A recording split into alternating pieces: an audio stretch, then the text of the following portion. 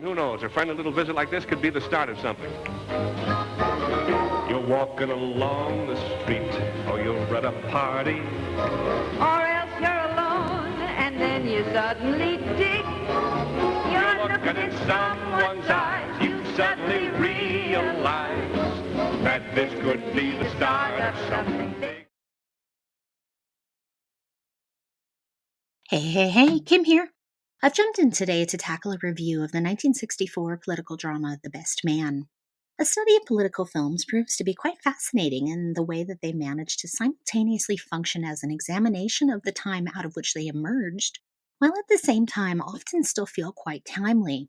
I suppose politics has always been terrible. The people will believe us. Why? Because we're presidents. Okay, they won't believe us. The Best Man takes place throughout the 1964 Democratic National Convention as several candidates fight for the nomination in a heavily contested race. The brunt of the action revolves around the top two men, William Russell, played by Henry Fonda, and Joe Cantwell, played by Cliff Robertson, as they deal, maneuver, and plot just to see how far the other will go.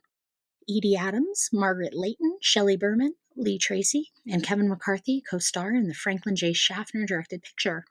Gore Vidal receives credit on the screenplay, which is based on his stage play of the same name. What immediately struck me about this movie was the strength of the performances. The cast is stacked from bottom to top, but tall order considering the potential challenges inherent in this film form.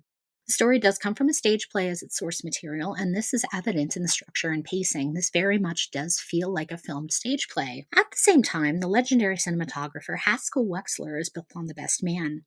While he'd been working for the better part of 10 years in the industry, The Best Man is the first mainstream A-list film he'd worked on. Wexler is known for his naturalistic cinema verite style, best seen in films like Medium Cool. The mayor of Chicago.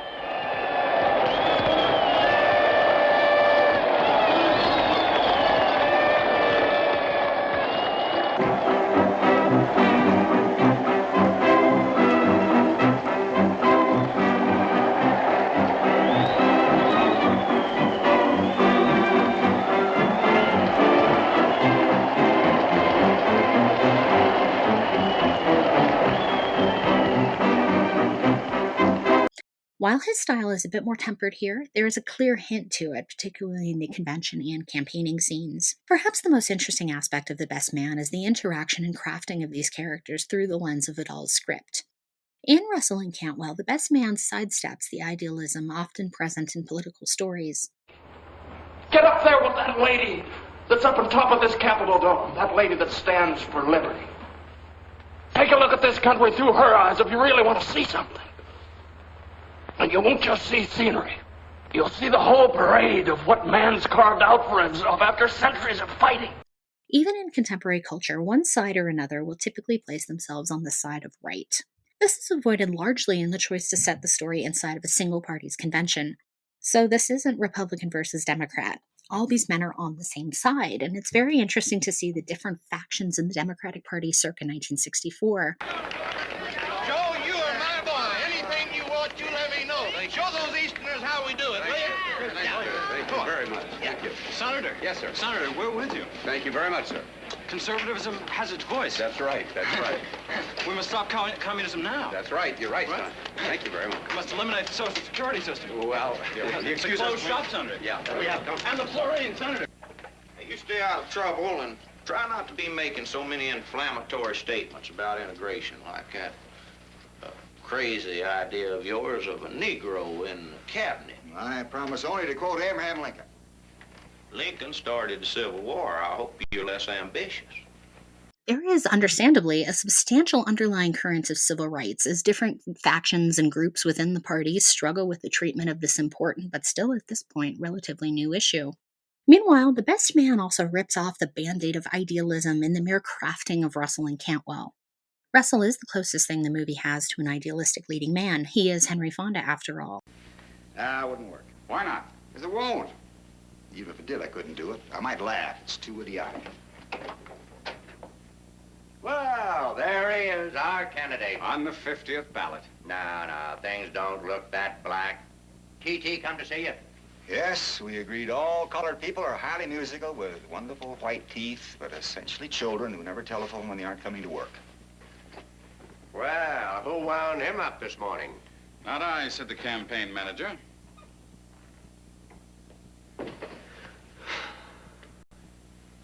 Uh-oh.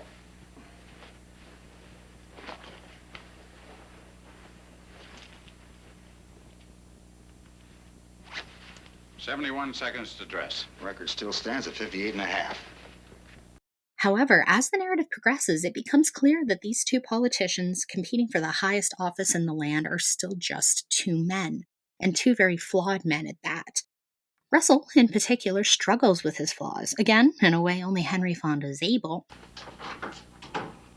Bill, we've done it. We've stopped Joe Cantwell. I just spoke to him. He wants to see you during the recess. And you told him I would see him? I had to. Well, then you talk to him. I won't. This is exactly the sort of thing I went into politics to stop. All the business of gossip instead of issues, personalities instead of policies. We've got enough on Cantwell's public life to defeat him without going into his private life, which is nobody's business. Any more than yours is? Any more than mine is. However, he's only able to truly rise above these flaws when he steps back from the race. Interestingly, though, it is in the battle between Russell and Cantwell where it becomes clear just how little has changed in the political arena over the last half-century. At the most basic level, it's easy to see the manufactured nature of a political candidate. We see it here in the discussion of evolution. Any more indecent than the human face when it smiles? All those predatory teeth reminding us of our animal descent. Steady. No mention of Darwin. Before the Garden of Eden was the word. Here's your speech for tonight. And also in the negotiations revolving around the civil rights movement. At the same time, though, we watch these men plot to take each other down and exploit their very real weaknesses. This clown wouldn't know, but I'm surprised at you, Bill, for not doing your homework, for not checking with a certain Colonel Conyers, now General Conyers in Colorado. I talked to him a few minutes ago. He said he'd back me up in every way. Now, it's all here. Psychiatrist reports, everything. And don't ask me how I got it. My means might have been ruthless, but this is one time I think you'll agree the end was worth it. What is all this crap? A few years ago, your candidate, William Russell, had what is known as a nervous breakdown. I know that. He was raving mad for almost a year. He was not raving mad. There was exhaustion from overwork. That was a press release. The real story is right there. I know the real story. You know it's political dynamite. A complete record of his mental state. How he deserted his wife. How their marriage has always been a fraud, a political front. I won't begin to speculate on how you got hold of all that. And all the big words are there. Manic depressive, paranoid pattern, and all that combined with playing around with women. So what? Suppose you find promiscuity admirable. Meanwhile, Russell discovers some stories about Cantwell's relationships with other men during his service in World War II. What have you been up to? Mr. Bascom was in the Army with Joe Cantwell. In the Army? Well, now we're getting somewhere. What was it? Was he a member of the Communist Party? Or the Ku Klux Klan? Or did he run the other way when the guns went off? Well, Joe, I sure hate talking about him. I mean, telling something so awful. I had a line on this months ago and finally tracked it down. Go on, tell him, Mr. Bascom. Well, Joe Cantwell was a captain, and I was captain. And Joe Cantwell was, well, you know how it is, sir, sometimes when there's all those men together. Though it's difficult to see the narrative as truly judging either men for either of these revelations. Rather, they are judged for their actions during the convention. Switching subjects, the movie features the last film role of actor Lee Tracy. While Tracy had been a mainstay in Hollywood during the pre-Code era, thanks to roles in movies like Bombshell, Dinner at 8, and Blessed Event, Tracy's career stuttered to a halt. The struggle seemed to be attached to rumors coming off the Mexican location setting of a movie he was supposed to appear in called Viva Villa. According to period sources, Tracy ignited an international incident when he supposedly urinated on a passing military parade. The studio got him through the resulting legal trouble, but he was replaced in the movie. While he kept working after 1934, he never quite reached the same level he had during these early years of the 1930s. Tracy's role in The Best Man sees him playing outgoing President Hochstadter, a man who's just trying to solidify the fate of his party while struggling with a terminal health diagnosis. In fact, Tracy is the only performer to appear in the film who was also in the Broadway play where he originated the role of the president. As Hochstadter, Tracy has grown.